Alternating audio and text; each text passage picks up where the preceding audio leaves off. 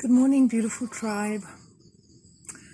I wanted to start off by saying thank you to all of you who sent me supportive, encouraging, and loving messages yesterday. I received so many different comments, personal messages, voice notes, and it was so wonderful to receive. Thank you for providing this reflection back to me of understanding and of awareness and of compassion.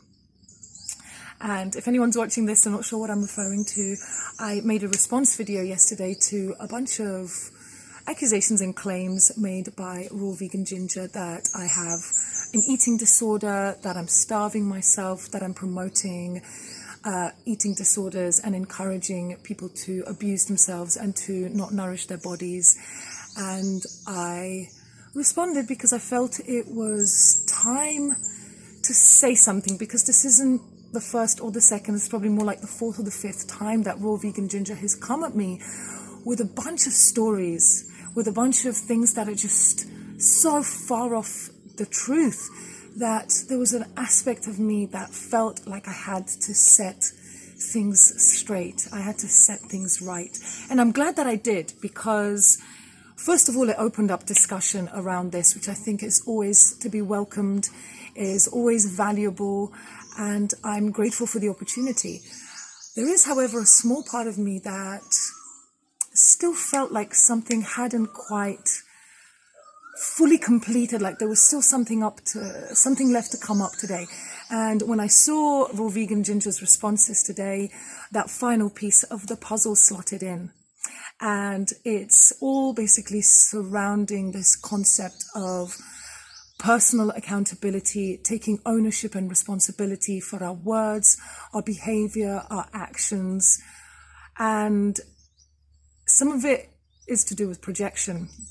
Because in my response video, I stated quite emphatically to Raw Vegan Ginger that in fact, everything that she was saying about me was really a projection of her own incompletions and her own ways of self-abusing and self-sabotaging, etc.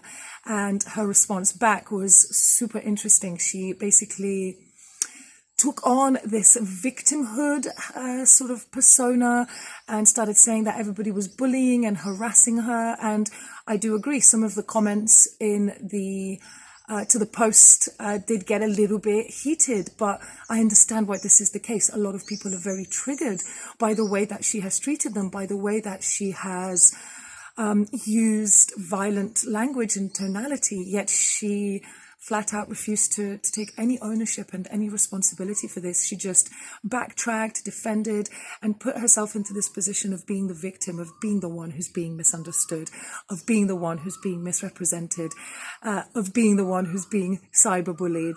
And I've seen this over and over again. I had an incident about a year ago with a dear sister of mine who experienced an extremely traumatizing event at the hands of a sister who had been a best friend to her for many years. And this behavior that she engaged in was extremely violent and narcissistic. And yet my friend, she behaved so honorably, so admirably.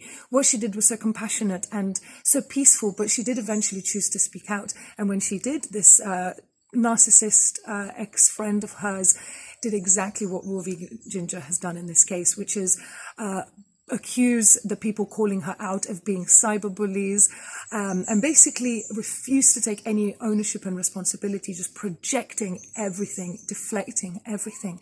And really interesting, Raw Vegan Ginger, she had some responses to some of my points. I think none of them really have any legs. But I just don't have the energy or the desire this morning to spend another, because it took me like 3 hours or something yesterday to reply to all her comments, to record a video, to make stories in response. And there was a part of me afterwards where I didn't feel drained per se. In fact, I felt excited to be able to share around this topic because it's something I'm so passionate about. But there was a part of me that was like, man, I know this is going to fall on deaf ears. I know she's not going to come back and be like, actually, you know what? I'm open. Let's try some of this out. Because what she does, she goes around bashing and demonizing fasting, and she has very little experience of it. She says things like fasting can never cure eating disorders. thinking that she comes from a place of experience because she dabbled a little bit with water fasting, or she did a little bit of master fasting and it didn't work for her, therefore it doesn't work across the board for anyone. And that kind of cookie cutter approach, that kind of mentality that we're all the same when we're not, is not wise, and it's not healthy, and it's simply not how this healing journey has taught me to see the body. Each person is unique. Each client I work with is individual and has different history, different backgrounds, different emotional frequencies they're working with. And so the fasting application is unique for each individual. It's not like a one-size-fits-all approach.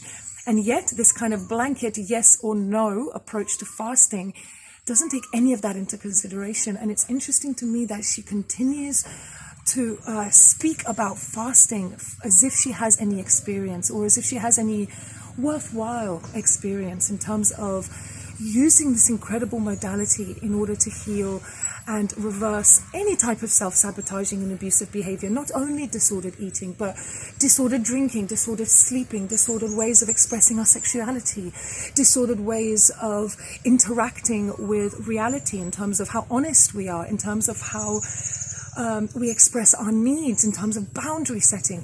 It impacts every single access of how we express in this life if we carry unresolved trauma within us, which is why fasting is so potent and so effective. Because the reason you have an eating disorder has nothing to do with food and everything to do with what's happening beneath at the subtle level, the subtle energies that you're carrying in your inner space by way of limiting beliefs, by way of ways that you have looked at reality that is simply not accurate, or at least not based in absolute truth. And this is why fasting works, because by removing the foods that suppress and keep a lot of these subtle energies down, we allow them to surface. And when they surface, they come to our awareness. Instead of being in the subconscious, they've bubbled up and they're at the surface.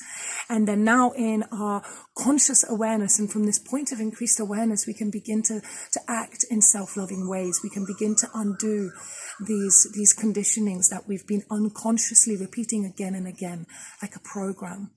And this is why fasting works. And in one of her responses, Raw Vegan Ginger shared a picture of herself and another girl at one of Lauren Lockman's water fasting retreats in Costa Rica. And I know Lauren. In fact, I would love to interview him, and we're sort of talking about setting this up. And I really, really feel this guy has a lot of wisdom to share. He is an incredibly powerful teacher. And she was there, Raw Vegan Ginger. She's done fasting. And it's interesting to me that a lot of the health and healing benefits that she attributes to raw food, she doesn't share with people. Hey, I did this X day long water fast. And a lot of the healing that she experiences now was rooted in that deep dive that she did with Lauren. And yet she posts this picture of herself and this girl, and she must have done a very long water fast, her friend in the picture, because she has a very, very thin frame. She's got these big old knees, and she does look extremely thin. And then Raw Vegan Ginger uses this photo to be like, see, fasting doesn't help with eating disorders. Basically using a completely biased bit of evidence taken entirely out of context, which is a picture taken of somebody whilst they're during a water fast, or within the initial few days after breaking the water fast, while you're still in the very, very early stages of rebuilding. And I'm going to share with you guys in my stories a picture of me after my most recent, it wasn't recent, it was over a year ago, but my most recent 7-day, 8-night hard dry fast. And you're going to see that I look extremely thin. I basically had no breasts. I basically had almost no bum. And the truth is, yes, you lose a lot of waste when you're fasting, because waste and fat and a lot of this water retention is something that we carry with us that doesn't belong in our body. So when we fast, when we use this divine reset button, we eliminate all of this waste. And yes, this waste makes us look thin and makes us look undernourished, but actually what's happening is this is only a very short-term experience, that of being very thin. Within a few days and weeks, and particularly with dry fasting, so much of that is lost water weight. As soon as you start rehydrating, the body fills out again. And as soon as you start refeeding, you're going to see that you put on weight very easily. The body has no desire or intention and stands to gain nothing from staying in this very, very thin state. And I constantly and repeatedly emphasize that it's not just about fasting. It's about fasting and then rebuilding, fasting and then rebuilding. And then with each of these ebbs and flows, with each expansion into the fasting and the detox and the elimination and the healing and the rejuvenation that takes place on a physical, emotional and mental level, there is then this period of expansion in another direction, this kind of constant heartbeat, expansion, contraction, and yes, I've eliminated, now it's time to rebuild. And this is a really, really important aspect of the practice, and it's one that I feel I emphasize and mention again and again, particularly when you look into my Facebook group and where in my work with my clients, where I really, really focus on this stuff. So I learned from Raw Vegan Ginger, and her complete lack of ownership and personal responsibility invited me to look within and to see where I can own some of my own behaviors and actions or omissions. And the truth may be that perhaps I am focusing too much on the fasting and not enough on the rebuilding phase. And maybe my message needs to be more strongly aligned to focusing on this kind of flip side of the coin of fasting, which is the rebuilding phase. How to do it in a really self-loving way, how to do it without binging and without abusing, how to do it without swinging from one extreme to another, which is basically the manifestation of this pattern of self-abuse and this inability to walk the balanced middle way, just going from extreme to extreme to extreme. And I really, really do feel that the rebuilding phases are absolutely essential in terms of really instilling within us these more positive behavioral patterns, these ways of interacting with our body in more self-loving ways than we did before the fast. We use the energy and the impetus that we gained from the fast with all of the insights and awarenesses that we've gathered around our own behaviors and ways that we talk to ourselves, ways that we self-abuse, and then taking that forward not only in the way that we fast, but also in the way that we nourish our bodies. So I own that, and I'm going to be focusing on sharing more about what I eat and what I do to rebuild. There was a lot that Raw Vegan Ginger said in her responses today that just isn't true and isn't in alignment with how I view reality, but I don't want to get into this kind of backwards and forwards debate. I feel it's draining my energy, and I feel deeply encouraged to share about my experiences with those who feel aligned. And really, if there's one takeaway from today, is that it's time for me to really stay in my lane and to not focus on what other people think, on other people's criticisms, because if this has shown me anything, is that on some level, there is a part of me that still cares what other people think, that is still influenced by other people's negative opinions of me, other people's aggressive behavior towards me. And don't get me wrong, I've done a lot of work in this respect, and I am very thick-skinned. It takes a lot to trigger me.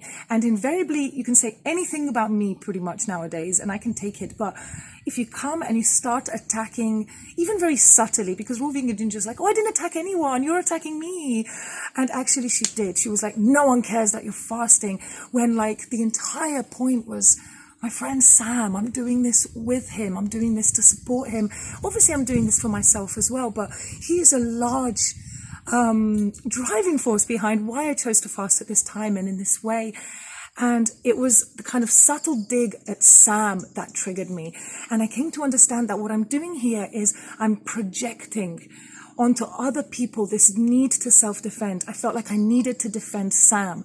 I felt like I needed to defend fasting, as if fasting needs defending, as if Sam needs defending. And the truth is, no one needs defending. And what I was doing in thinking that I was defending fasting, thinking that I was defending Sam, I was unconsciously defending myself, because I see myself in Sam.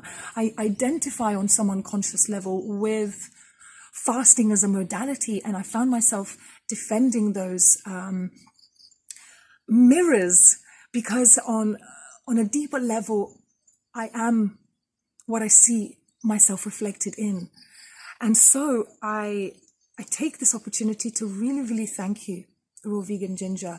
You helped me see aspects of myself that were hidden beneath the surface level of my conscious awareness. They were bubbling up beneath the surface, and this is testament to the power of fasting and how incredibly potent it is at stirring up all of these patterns that are ready to come up. And these patterns, so long as they sit in the subconscious, they control us, they influence how we view reality, and therefore how we act, and therefore how we feel, and how our lives look. And the more we let go of these ways of unconsciously acting out, the more we come into present moment awareness, the more we align with the blissfulness of all that is. So I really, really wanted to emphasize to you guys just, how important it is to self-reflect. Anytime there is a trigger that comes up, it's a gift from the universe to look within, to self-inquire, to sit and contemplate and feel into why it hurts. What aspect of me is this situation highlighting? And this aspect of myself obviously is hidden beneath the surface because we don't like to see these shadowy aspects of ourselves. That's why it's called shadow. It's in the dark. It's not yet in the light of our awareness. And other people, they're here as little angels. Raw Vegan Ginger came in with beautiful little angelic energy, and she showed me where I still needed to work on myself, where I still had to let go, where I still held beliefs that were limiting. And the belief went something like this: you need to defend fasting. Otherwise, people will get hurt. People who could be healed, who could be using this incredible modality, are not going to find it because of the negativity and the fear-mongering. And that is a fearful belief in itself. The truth is that everything that is meant for anyone is theirs, and has always been theirs and will always be theirs. When we are ready for something, for some healing, for a shift in our lives, when we're ready to let go of something, when we're ready to receive a gift, it happens in divine flow and in divine timing. And there is nothing that me or anyone else can do to stop this incredible unfolding that is taking place in this eternal present moment. And the fear that other people's negativity and fear-mongering could stop healing taking place was something that was keeping me in suffering. And I see that now, and it feels so beautiful and so liberating to let go of that and to self-reflect and see within myself that I still carry this pattern of people-pleasing, because we care what other people think about us and about what we do, because on some level we want them to like us. It's a form of control and manipulation. It's a form of basically seeking to control reality, wanting to be liked, because on some level we must hold a limiting belief, a fearful belief that we are not loved, that we are not worthy. And so this pattern of defending ourselves, and whenever we feel criticized, telling others, no, that's not the case, and defending ourselves and caring so much about what other people think about us, stems from insecurity. It stems from lack of self-worth. It stems from lack of self-love. And I've done so much work in this respect, you guys, but the work continues. It's not linear, it's cyclical. And every time I think I've completed with something in a gentle and loving and increasingly more subtle way, the universe will come in and will show you, no, hon, you've still got this to let go of. No, babe, you're still misdirecting energies in this way. And so the healing continues, and it becomes this incredible dance of letting go, of surrender, of acceptance, of seeing every single trigger, every single negative, so-called negative event in our lives, every single thing that's painful, every single suffering that we endure, beginning to see that as grace. And this is what I tell myself when anything comes up that hurts. Suffering is grace. And when a thought comes and it comes up and it hurts, that's a signal that it's not true. And when I know that the thought is not true, that a belief that I'm holding about the nature of reality is not true, I sit and I self-inquire and I ask myself, I need to convince other people that fasting is not dangerous. Is that true? Can I be absolutely certain that this is true?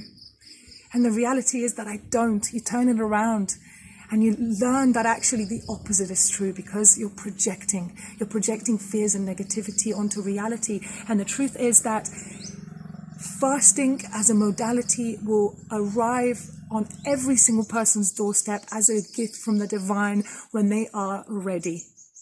And there's nothing that can ever get in the way of that. And I see that now, and it's so beautiful. And I've seen that I don't need to defend fasting. I don't need to defend myself. I don't need to defend Sam.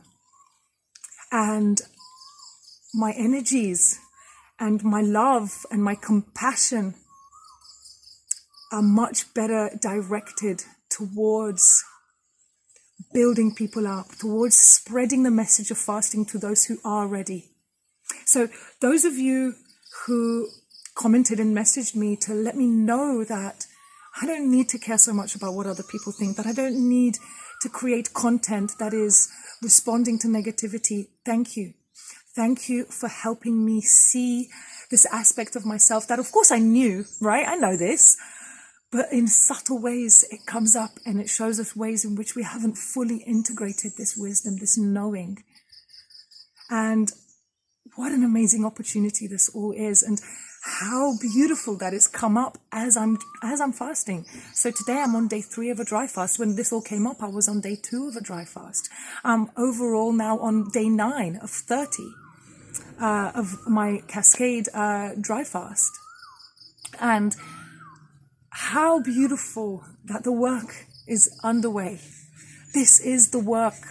As we fast, these things come up, and it's not easy in the moment, and they trigger us, these situations, these circumstances. Other people's pain projected towards us. It's painful to receive. But I've understood again, that it's not about reacting to that. Apologies. Meta's barking at a car that's driving past. It's not about reacting to that.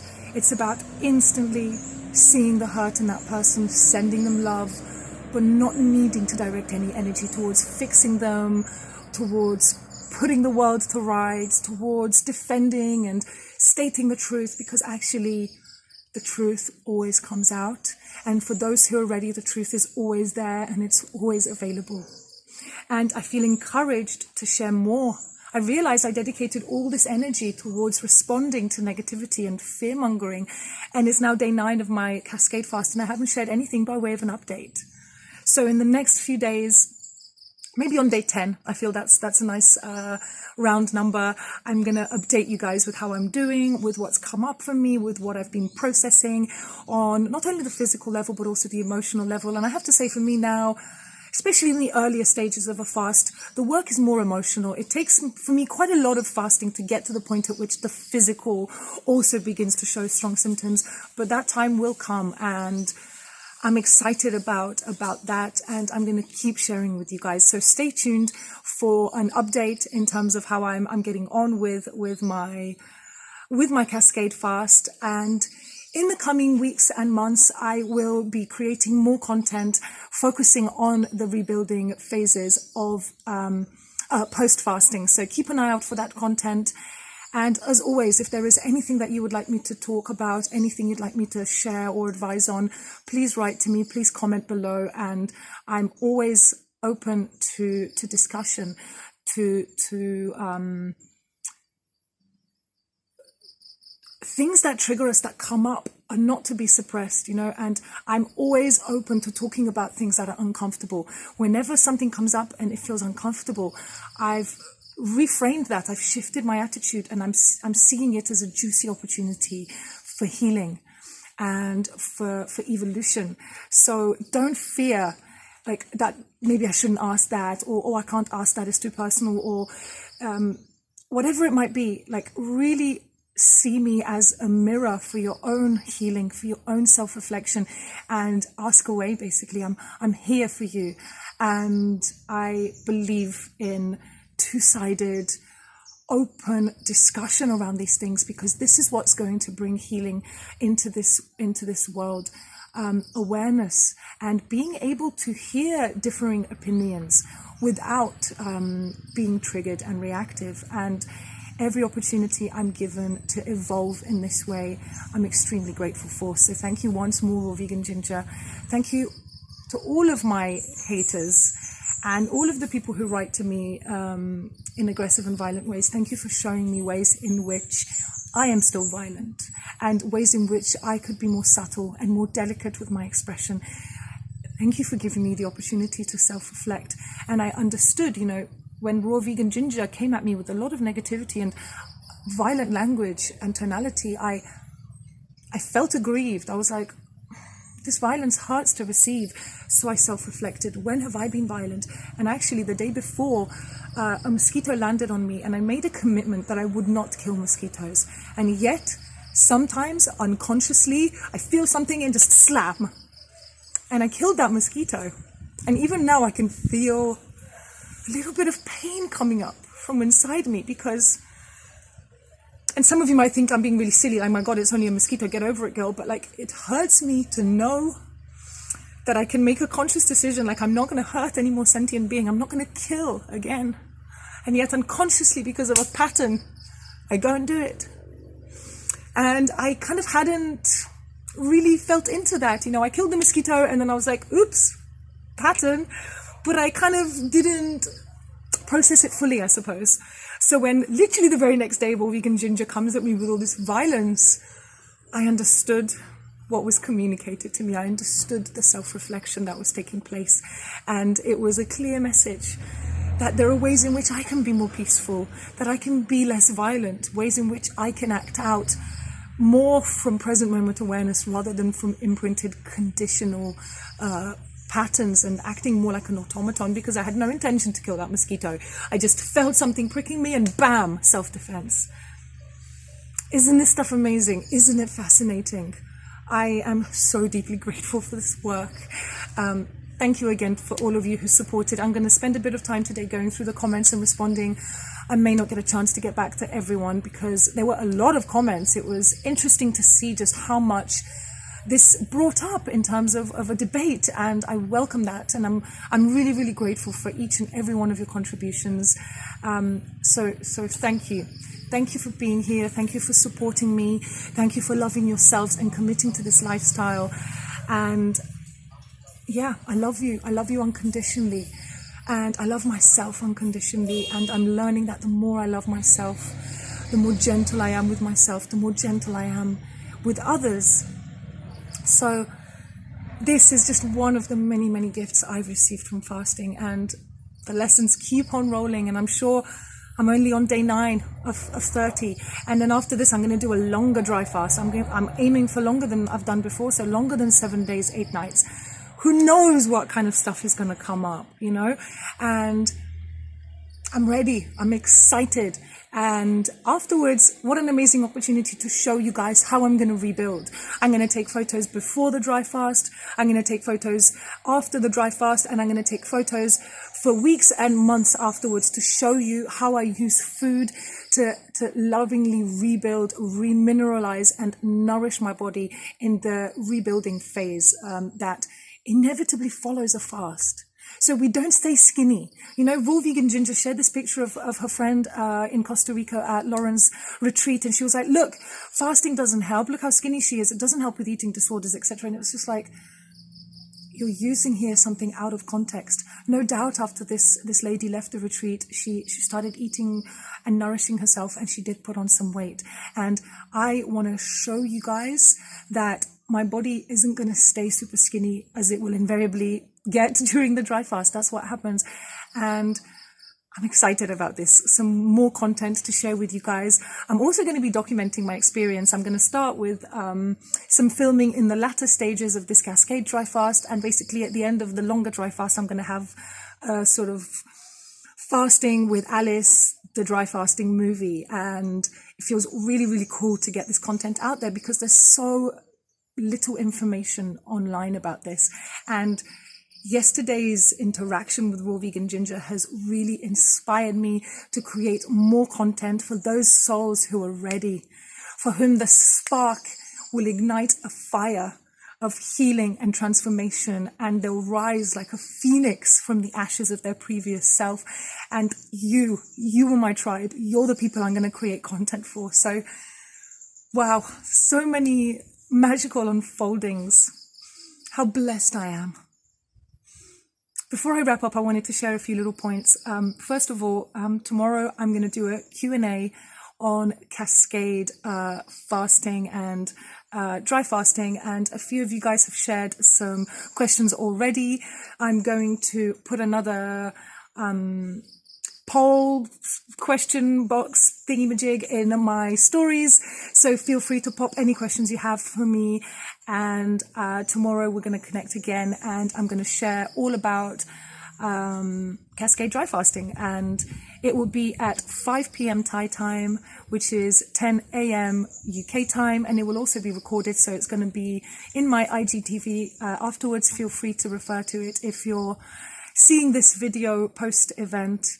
And I've also got an interview coming up with Fasting with Trevor, who recently completed a 20-day hard dry fast, and he is an absolute treasure trove of information, of wisdom, and of direct experience. And this will be coming up sometime, I think probably within the next week. I'm gonna talk with Trevor and find out how I do it, but it will most likely take place, if this works with him, in the 4 days after my upcoming 4-day dry fast, when I'll be rehydrating with juices and some fruits if I feel called. So also keep your eyes and ears peeled for that, because it's going to be an absolute cracker. I am so excited, and he's been a real inspiration to me. He has removed some of the fear that I held about really long-term dry fasting. And it's so beautiful how we all act as sparks of inspiration for each other, and the fact that I can be this spark that sets off a fire that could literally alchemize so much suffering into joy and bliss. It feels to me like the greatest gift I could ever receive. So thank you for being vehicles for that. Thank you for helping me see myself, and have a beautiful and blessed day, tribe. You're really, really amazing. You're doing powerful and deep work that is impacting others in ways you don't even know. Thank you. I love you.